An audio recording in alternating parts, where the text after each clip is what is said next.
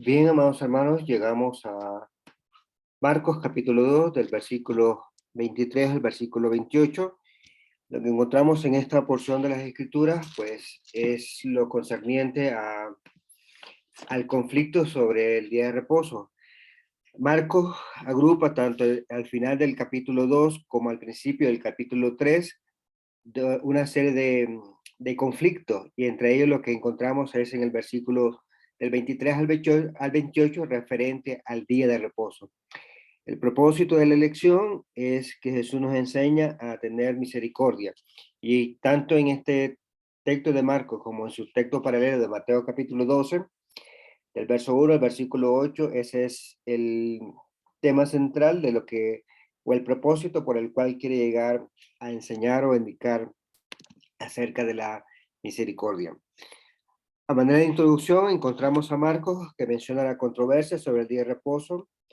El punto importante de esta enseñanza y de lo que realmente quiere mostrar o enseñarnos es acerca de la misericordia, como lo miramos en Mateo capítulo 2, el versículo 7, en el cual dice: pero si ustedes hubieran sabido lo que esto significa, misericordia quiero y no sacrificio, no hubieran condenado a los inocentes. Eso es referente a lo que encontramos en el texto paralelo acerca de la misma lección de estos versículos.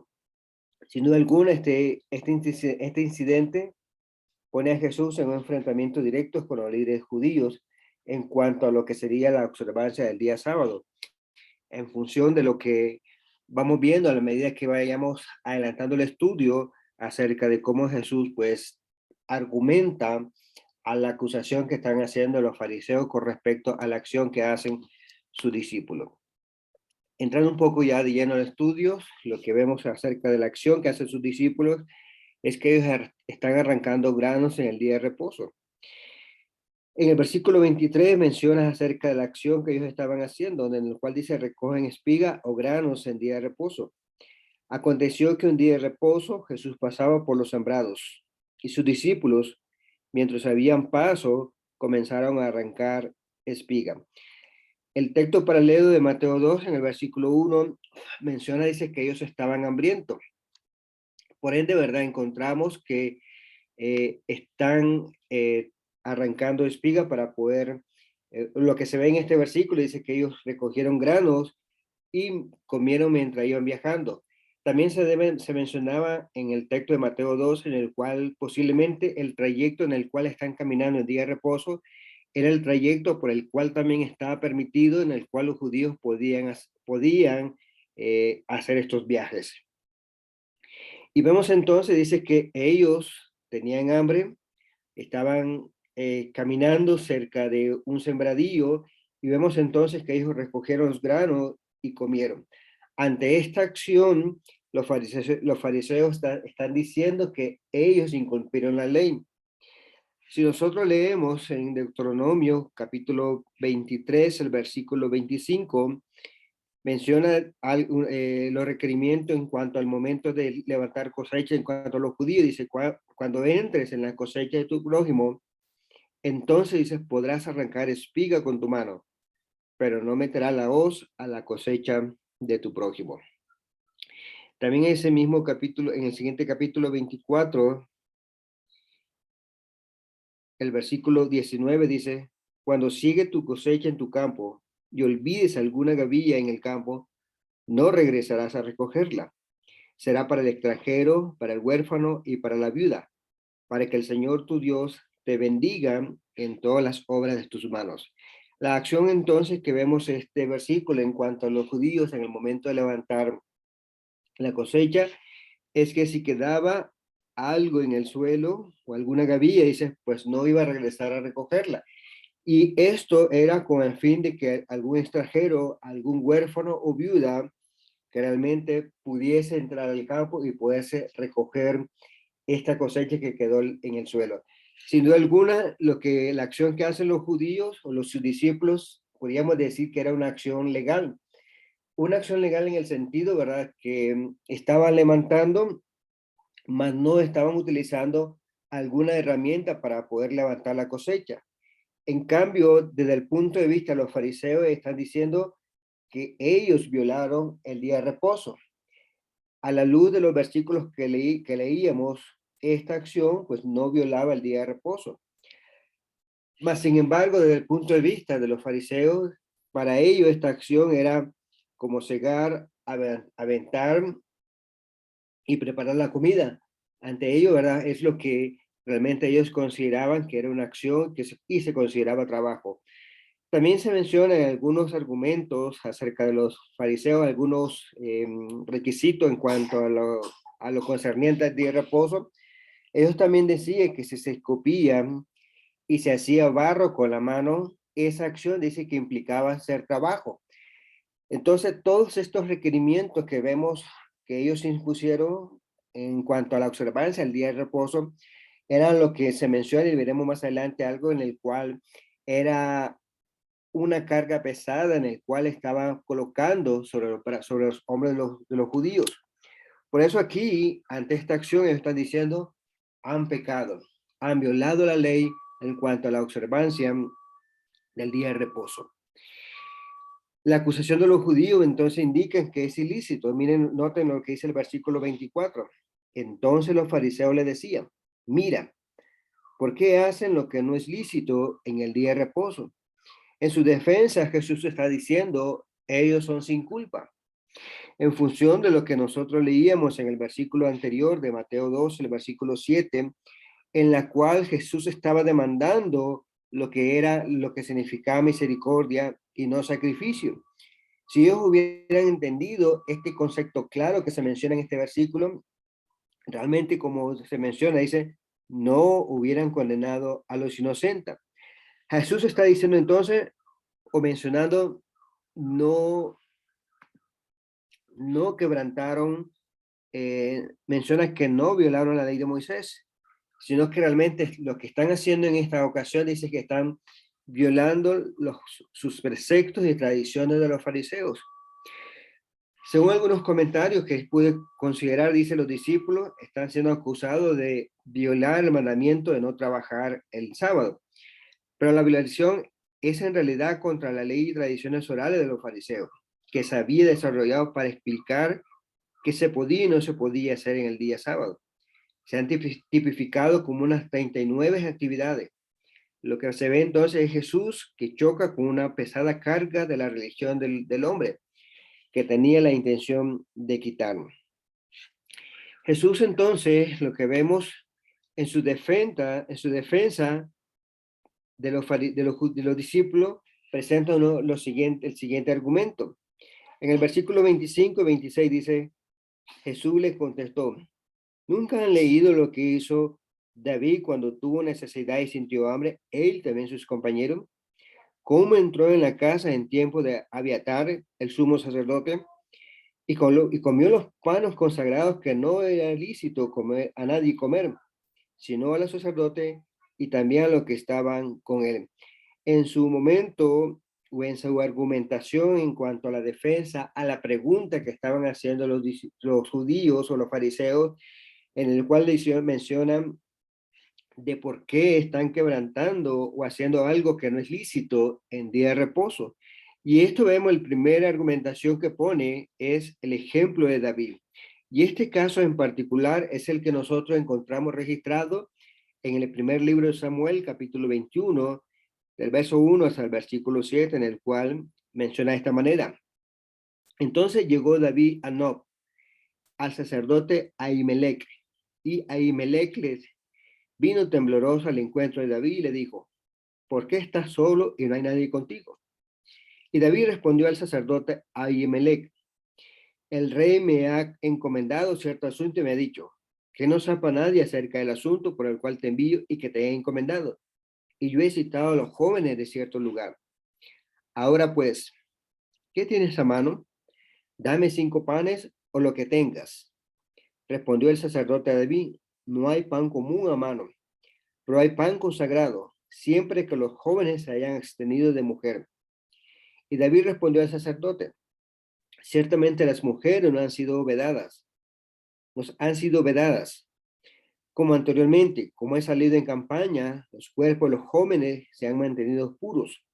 Aunque haya sido un viaje profano, ¿cuánto más puro estarán sus cuerpos hoy? Entonces el sacerdote le dio pan consagrado, porque allí no había otro pan, sino el pan de la presencia, que había sido quitado de delante del Señor para colocar pan caliente en su lugar al ser retirado. Y los siervos de Saúl estaban allí aquel día, detenidos delante del Señor. Se llamaba Doeg el edomita, jefe de los pastores de Saúl. Si vemos entonces, este incidente, pues eran bien conocidos por los fariseos, por lo cual Jesús menciona, ¿verdad? En la pregunta, ¿nunca han leído lo que David hizo cuando tuvo necesidad y sintió hambre? Él y también sus compañeros. Para el punto de vista de los fariseos, creían que David era un hombre justo y profeta. Y vemos que en esta ocasión justificó lo que ellos hicieron, lo que él y David, él y sus compañeros hicieron. Y si vemos el contexto, ¿verdad? David huía por su vida cuando fue perseguido por Saúl. Llegó ante el sacerdote Ahimelech y vemos entonces que ellos hacen algo por lo cual no le era lícito. En el caso de Levítico, capítulo 24, el versículo 9 dice, y será para Aarón y para sus hijos, y lo comerán en un lugar santo, porque lo tendrás como cosas muy sagradas, de las ofrendas encendidas del Señor por derecho perpetuo. En el caso que leíamos de Levítico 21, los panes se colocaban eh, el día de reposo. Y luego, ¿verdad? En la necesidad, en el momento que debían de retirar ese pan, colocaban pan fresco. Pero el pan, el cual se retiraba, en función de lo que se menciona en Levítico capítulo 24, dice que no se podía comer este pan más que los sacerdotes. Pero en el caso de David, se menciona, dice que había una necesidad, estaban hambrientos. Y vemos entonces que el sacerdote le da de ese pan a condición, ¿verdad? Que si eso se hubiesen mantenido puros. Ante esto, pues más adelante o en la misma narrativa, pues no encontramos algo en el cual nos hiciera indicar que hubiesen sido castigados. Por lo cual, ¿verdad? Podemos decir que ellos fueron exceptos o realmente, ¿verdad? David, al momento de comer el pan de la proposición que estaba prohibido para todos, excepto, ¿verdad? Para los sacerdotes. Decimos entonces que a David se le perdonó este acto ilícito, porque realmente era únicamente los sacerdotes quienes debían de comer esos panes. Está en función de lo que dice Levítico 24, únicamente ellos y nada más que ellos podían comer este pan. Sin embargo, en función de su necesidad, en función de la hambre que ellos tenían, se les permite comer de este pan. Lo que se ve entonces en este caso, lo que Jesús trata de mostrar en esta ocasión era un caso similar. Estaban cansados y tenían hambre, como era David y sus acompañantes. De igual manera, sus discípulos estaban cansados y tenían hambre. Por ende, ¿verdad? Si David fue perdonado como un caso de misericordia en cuanto tenía necesidad y hambre, la argumentación de Jesús puesta delante de los fariseos, a la cual, ¿verdad? Es un caso similar, debía entonces, en cierto sentido, ser perdonado y mostrar misericordia, como también se le demostró a David y a sus acompañantes. Algo entonces que Jesús está mostrando con este ejemplo y que sin duda alguna los fariseos debían de comprender, debían de entender lo que realmente Jesús estaba demandando con este caso. Y miran que continúa y Jesús explica acerca del espíritu de la ley. El versículo 27 menciona ahí diciendo, y él continuó diciéndoles, el día de reposo se hizo para el hombre y no el hombre para el día de reposo. Aquí quisiera acompañarme con un comentario, si me permiten leer, del hermano Mike Willis acerca del comentario de Marco, en el cual dice, el sentido de esta declaración es esta. Los fariseos habían creado tal conjunto de tradiciones para el hombre al observar el sábado se había convertido en una carga pesada para ellos, mientras que el Señor instituyó el sábado para proporcionar un día de descanso para el hombre, para aliviar la carga de trabajo, como se menciona en Éxodo capítulo 20, del versículo 8 al versículo 11, en el cual dice de esta manera: acuérdate del día de reposo para santificarlo. Era una ocasión en la cual el pueblo de Israel debía de considerar, debía de santificarlo. Además, en el versículo 9 dice: 6 días trabajarás y harás toda tu obra, pero el séptimo día es día de reposo para el Señor tu Dios. No harás en él trabajo alguno. Tú, ni tu hijo, ni tu hija, ni tu siervo, ni tu sierva, ni tu ganado, ni el extranjero que está contigo. Era un día que, además de ser de solemnidad, un día en el cual debían de santificarlo, era un día en el cual dice, iba a cesar toda su obra, iba a descansar.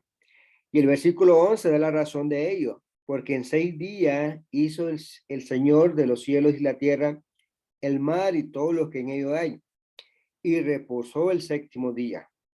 Por tanto, el Señor bendijo el día de reposo y lo santificó. En otras palabras, debían de considerar el sábado como para santificarlo. Y además un día de descanso, como se menciona en el versículo 11. Algo entonces que los fariseos en esta ocasión no están comprendiendo, no están captando lo que realmente era el espíritu en cuanto a guardar el día de reposo. Sin embargo, ¿verdad? Todas estas restricciones, todas estas adiciones que los fariseos habían mostrado, en cierto sentido se estaba volviendo eh, una carga pesada para el mismo pueblo. Por lo cual, ¿verdad? Jesús trata de mostrarle acerca de la necesidad que podía invalidar la ley en cuestión, porque el día de reposo fue diseñado para el beneficio del pueblo de Israel. Como se ve en Isaías capítulo 58, el versículo 13, el versículo 14. Si por causa del día de reposo aparta tus pies para no hacer lo que te plazca en mi día santo, y amas al día de reposo, delicia al día santo del Señor, honorable, y lo honras, no siguiendo tus caminos, ni buscando tu placer, ni hablando de tus propios asuntos. Verso 14 es: entonces te deleitarás en el Señor, y yo te haré cabalgar sobre las alturas de la tierra, y te alimentaré con la heredad de tu padre Jacob, porque la boca del Señor ha hablado. Vemos entonces que el énfasis o la intención es que era para deleitarse en el Señor, algo en el cual iba a ser de mucho reposo, de mucha consideración, mas no como una carga, algo que los fariseos, a pesar de las muchas restricciones que estaba haciendo, les estaba volviendo algo muy pesado para el pueblo de Israel. Decimos entonces que la observancia del sábado fue ordenada por causa del hombre que necesita descanso y relajación, que son una necesidad básica. Carga la observancia del sábado de tradiciones e interpretaciones humanas que impiden el bien del hombre y se oponen a la necesidad del hombre. Seguramente viola la voluntad de Dios, el autor del sábado. Esto era entonces lo que estaban haciendo los fariseos. Jesús entonces continúa en su argumentación. En el versículo 28 menciona y dice de esta manera: esto no está, perdón, porque por tanto, el Hijo del Hombre, perdón, por tanto, el Hijo del Hombre es Señor aún del día de reposo. En este versículo vemos que no está argumentando que Jesús no tenía la obligación de observar el mandamiento del Señor de descansar el día de reposo. Si esto hubiese pasado, ¿verdad? Que Jesús no hubiese considerado guardar el día de reposo, podríamos considerar que fuese un pecador. Pero vemos entonces que Jesús consideró el día de reposo en función de lo que nosotros vemos en Hebreos capítulo 4, el versículo 15, en el cual menciona que tenemos un sumo sacerdote, porque no tenemos un sumo sacerdote que no pueda compadecerse de nuestra flaqueza, sino uno que ha sido tentado en todos como nosotros, pero sin pecado. Era algo entonces que debía de considerarse, que Jesús guardó el día de reposo, como también menciona de que Él es Señor del día de reposo en el sentido, ¿verdad?, que también fue creado, en el sentido también, ¿verdad?, que Él trabajó también en la creación y por tanto, dice, también descansó, como se mencionaba o leíamos en el versículo de Éxodo, capítulo 20, el versículo 11. A manera de conclusión, ¿verdad?, de este pequeño estudio, en primera instancia, vemos que Jesús, o sobre este caso, nos enseña acerca de la necesidad de tener misericordia, algo que se mencionaba en Oseas capítulo 6, el versículo 6, porque me deleito más en la lealtad que en el sacrificio, y en el conocimiento de Dios que en los holocaustos.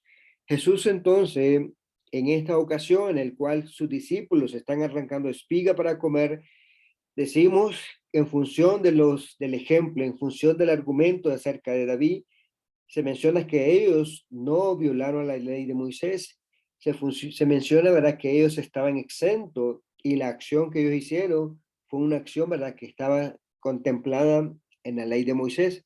Sin embargo, desde el punto de vista de los fariseos, ellos sí violaron, pero violaron la tradición de los fariseos, lo que ellos realmente consideraban. Algo en el cual quisiera notar en la conclusión, que no lo noté en el cuerpo del estudio, es acerca de lo que se menciona en el versículo 26, en el cual dice, cuando entró en la casa de Dios en tiempo de Abiatar, el sumo sacerdote. Me gustaría hacer la aclaración en cuanto al texto que se menciona de Marcos, que hace referencia a Abiatar, y cuando leíamos en el primer libro de Samuel, capítulo 21, hablaba acerca del sumo sacerdote que se llamaba Ahimelech.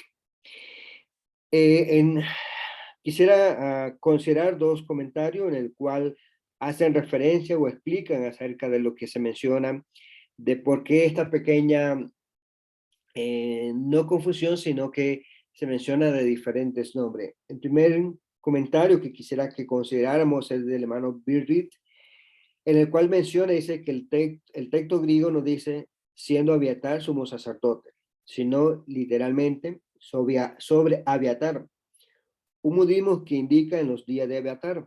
Dice la cueva, en el tiempo de Abiatar. En la ocasión referida, el padre de Abiatar, Ahimelech, era el sumo sacerdote. Pero en el caso que sucedió en los días de Abiatar, quien más tarde llegó a ser el sumo sacerdote, pero es posible que algún copista hubiera hecho equivocadamente el cambio de Ahimelech a Abiatar en el texto de Marcos, que se identifica como el sacerdote Abiatar. El texto del Antiguo Testamento identifica al sacerdote oficiante como Ahimelech. El versículo de primer libro de Samuel, capítulo 21, el versículo 1, menciona acerca de ello, en el cual dice, entonces llegó David a Nob, al sacerdote Ahimelech. Y Ahimelech vino tembloroso al encuentro de David y le dijo, ¿por qué estás solo y no hay nadie contigo? Ante esto, ¿verdad? Pues es el mismo sacerdote que encontramos en el primer libro de Samuel, capítulo 14, el versículo 3, y que aquí es identificado como Ahías. Verso 3 dice, y Ahías, hijo de Ahitob, hermano de Icabod, hijo de Fitnes, hijo de Eli, el sacerdote del Señor en Silo, llevaba un efod. El pueblo no sabía que Jonatán se había ido. En esta ocasión, en el mismo libro de Samuel, pues es identificado tanto como Ahimelech, el sacerdote, pero más antes es identificado como Ahías. El siguiente comentario acerca de esta pequeña, en el caso del hermano Bill Reed menciona, ¿verdad?, que posiblemente fuese un error de manera indebida del copista que quiso identificar o mencionar que fue en los días del sumo sacerdote Abiatar y que no hiciese referencia al sacerdote que se menciona en Samuel, en el cual se identifica como Ahimelech. El caso del hermano Mike Willis comenta acerca del mismo caso, menciona de esta manera: se le identifica como hijo de Abiatar. Se dice que tiene un hijo llamado Abiatar, como lo vemos en el primer libro de Samuel, capítulo 22, el versículo 20. Pero un hijo de Ahimelech, hijo de Ahitob, llamado Abiatar, escapó y huyó tras David. Y ahí se llama entonces Ahimelech, como lo vemos también en el primer libro de Crónicas, capítulo 18, el versículo 16. Bueno, perdón, aquí no es Ahimelech, sino Abimelech. Sadoc, hijo de Ahitob, y Abimelech, hijo de Abiatar, eran sacerdotes, y Saxa era escriba. Quizás la referencia a Abiatar se refiere al sumo sacerdote de Abiatar, en contraste con la familia del sumo sacerdote Sadoc. No hay explicación segura para la confusión sobre el mismo nombre del sumo sacerdote que estaba sirviendo cuando ocurrió este incidente. Desde el punto de vista del comentario del maestro hermano Mike Willis, lo que se ve es que no hace alusión a que fuese un error del copista y que de manera intencionada pues cambiase el nombre en Marcos de Ahimelech por Abiatar. Lo que menciona el hermano es que posiblemente se hace referencia a la casa del sumo sacerdote, a la cual, ¿verdad? Pues se refiere entonces a lo que sería la casa de Abiatar. Bajo esa perspectiva, ¿verdad? Pues valga hacer la aclaración, ¿verdad? En función de cómo nosotros quisiésemos acomodarlo. Desde el punto de vista, ¿verdad? Veo más razonable acerca de este último comentario, que hace referencia, que se refiere en sí a lo que sería la casa del sumo sacerdote Abiatar, a lo cual en ese momento en el cual llegó David, pues el sacerdote que estaba oficiando era Ahimelech, y no haciendo referencia a lo que sería un error de copista. Ambas argumentos y ambas explicaciones pues son válidas. Y hasta este momento, pues no veo ninguna controversia acerca de lo que se menciona por Marcos cuando menciona el caso de Abiatar, cuando le hacemos referencia al primer libro de Samuel. Yo únicamente, ¿verdad?, quise hacer la aclaración, quise mencionar los dos comentarios en particular para tener más elementos de juicios al momento que nosotros quisiésemos decidir entre uno y el otro, para que nosotros, ¿verdad?, podamos ampliar nuestro conocimiento al respecto y tener una base sólida al momento que nosotros quisiésemos eh, argumentar o defender o dar, ¿verdad?, las respuestas debidas acerca de lo que se menciona en estos dos versículos. Esto con el fin, ¿verdad?, de evitar o dar más elementos en el cual se diga de que la Biblia tiene serias contradicciones entre ella misma. Y lo que se ve, ¿verdad?, fácilmente es algo en el cual se puede explicar y explanar acerca de lo que una pequeña o aparente contradicción se ve que a la luz de las escrituras pues tiene una explicación de una u otra manera acerca de lo que nosotros debemos considerar o mantener acerca de ello. Quisiera, hermanos, pues terminar en esta ocasión aquí, que el Señor les sea bendiciendo y que Dios le bendiga rica y abundantemente.